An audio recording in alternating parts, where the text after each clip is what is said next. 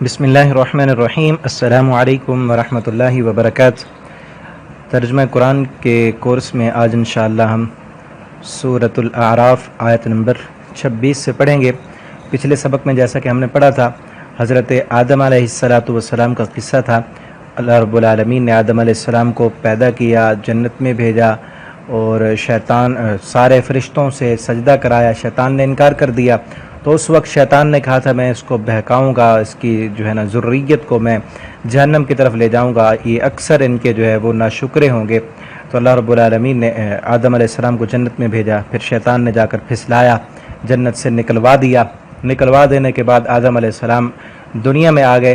اب یہاں اس سبق سے یہ ایک رکوع ہے، آج اور کل پڑھیں گے، اس 2 رکوع کے اندر اللہ رب العالمین نے 3 مرتبہ آدم علیہ السلام کے بیٹوں سے خطاب کر کے ہمیں نصیحتیں کی ہیں کہ خیال رکھنا کہ جس طرح شیطان تمہارے باپ کو اور تمہاری ماں کو جنت سے اس نے نکلوا دیا تھا، اب تم نے خیال رکھنا ہے۔ 3 مرتبہ یا بنی آدم کہہ کر اللہ نے ہم انسانوں سے خطاب کیا ہے۔ تو چلیں سبق شروع کرتے ہیں۔ اعوذ باللہ من الشیطان الرجیم۔ یا بنی آدم، اے آدم کے بیٹو۔ اب یاد رکھو، آدم اپنے باپ کا قصہ تم نے دیکھ لیا، اب تمہیں خطاب ہے، کیا کرنا ہے؟ قد انزلنا، تحقیق ہم نے نازل کیا، علیکم تم پر، لباس یواری جو چھپاتا ہے، سوآتکم تمہاری شرمگاہوں کو، تمہارے صدر کو، وریشا اور زیب و زینت بھی ہے اس لباس کے اندر، ولباس التقوی اور جو اصل لباس ہے وہ تو تقوی کا لباس ہے، ذالک خیر وہ سب سے بہتر ہے، جو تقوی کا لباس ہے وہ تمہارے لیے سب سے بہتر ہے۔ ذالک من آیات اللہ، یہ اللہ کی نشانیاں ہیں، لعلہم شاید کہ وہ یذکرون نصیحت حاصل کریں۔ اب آدم کے بیٹوں کو کیا خطاب ہے کہ آدم علیہ السلام کو ہم نے جنت کا لباس دیا تھا، وہ شیطان نے اتروا دیا۔ پیچھے سبق میں ہم نے پڑھا شیطان نے کس لیے ان کو پھسلایا۔ اللہ رب العالمین فرماتے ہیں تاکہ وہ کیا کرے، وہ ان کے شرم گاہوں کو، ان کے ستروں کو ظاہر کر دے۔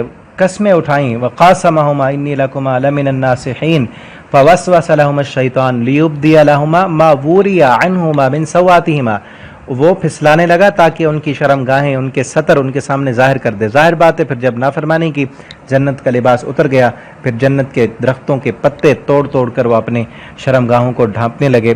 اللہ رب العالمین اب ہمیں کہہ رہے ہیں اب ہم نے تمہارے لیے لباس اتارا ہے، اس کو پہنو اور اپنی ستروں کو چھپاؤ، اور اس لباس کے اندر خوبصورتی بھی ہے۔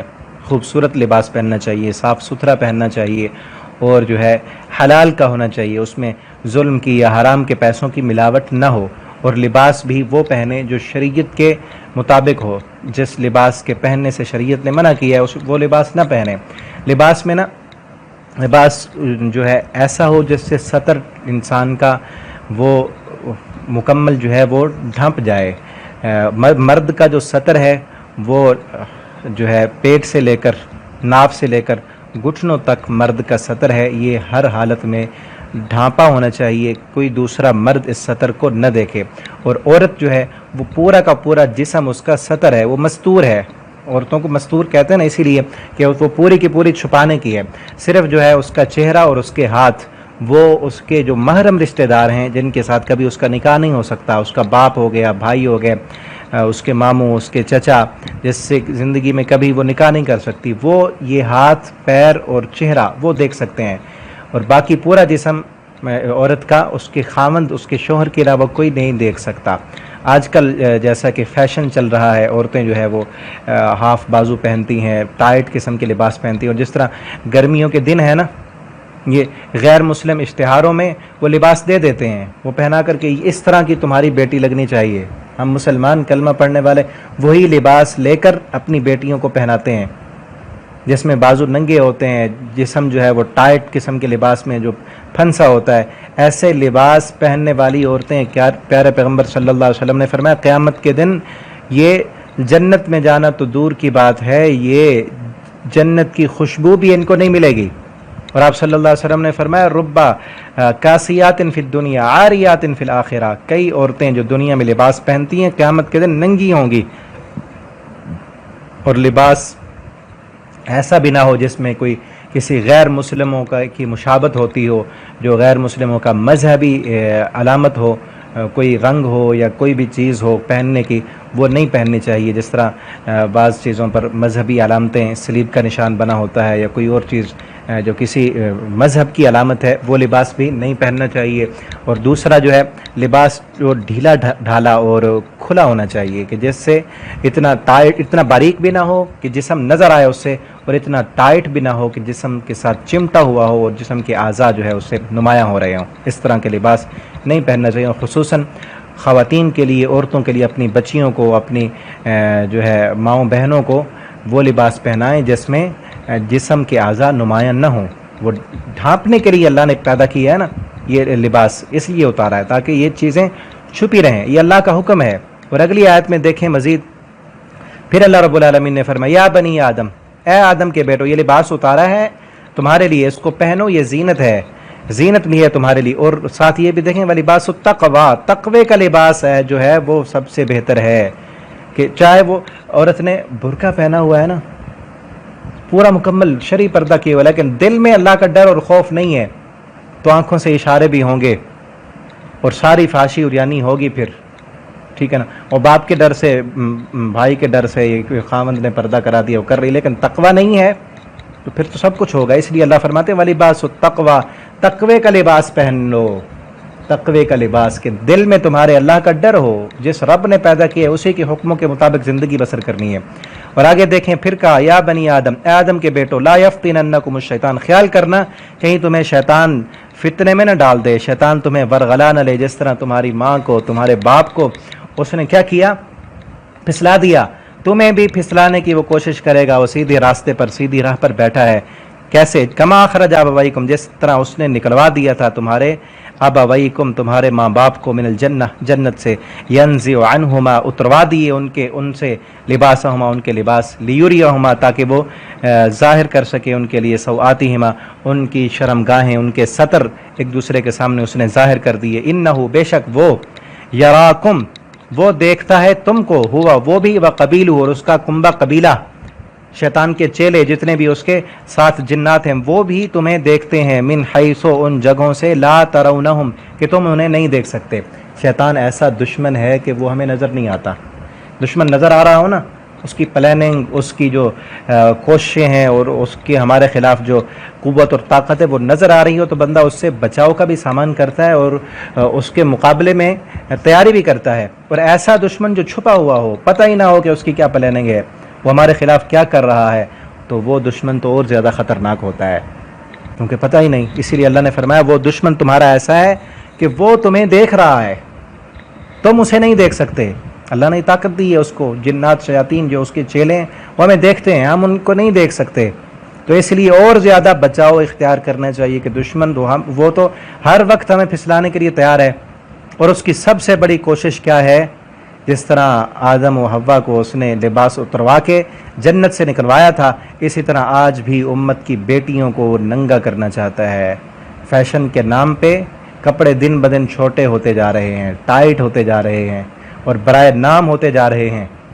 और फिर क्या होगा, फिर क्या बनेगा? ऐसी औरतें जो आज अपना हुस्न दिखाने के लिए फेसबुक पर, टिकटॉक पर बेपर्दगी, फाशी और उरियानी फैलाती हैं, कितने दिन जी लेंगे, कितने दिन क्या जो है ना, ये दुनिया की दौलत, शोहरत और हुस्न इसकी नुमाइश हो जाएगी। आखिर तो मरना है, उसके बाद क्या है? यही काम अगर इसी हालत में मौत आ गई तो जन्नत तो नहीं मिलेगी। नबी करीम सल्लल्लाहु अलैहि वसल्लम ने तो अपनी उम्मत की औरतों को हुक्म दिया घर में बैठने का। कुरान कहता है, वक़रना फ़ी बुयूतिकुन्ना, अपने घरों में बैठे रहना है, करार पकड़ना है।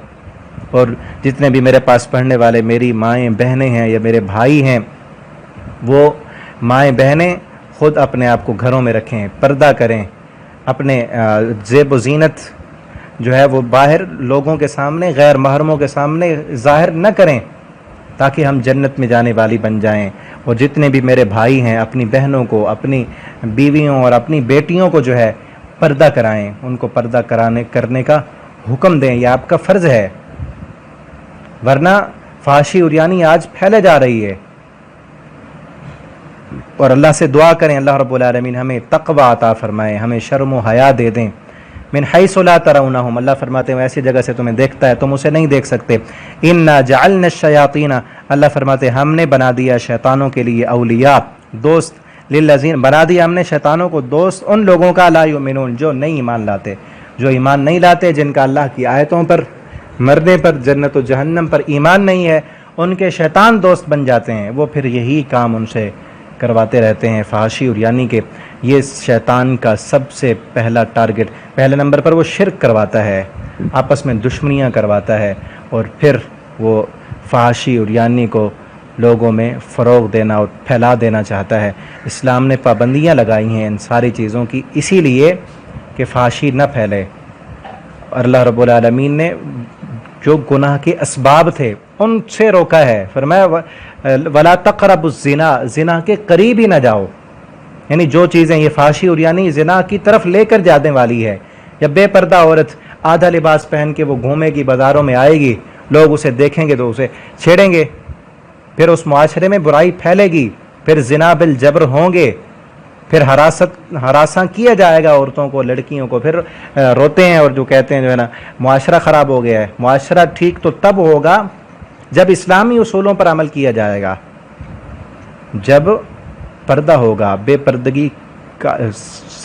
پردگی کو ختم کیا جائے گا، اور فحاشی اور یعنی پر جتنی بھی بیہودہ ویب سائٹیں ہیں، یہ فلمیں، ڈرامے جو بے پردگی پھیلا رہے ہیں، ان پر پابندی ہو، تب جا کر جو ہے وہ امن آئے گا، سکون آئے گا، اور معاشرے میں جو ہے نا امن اور اطمینان ہوگا۔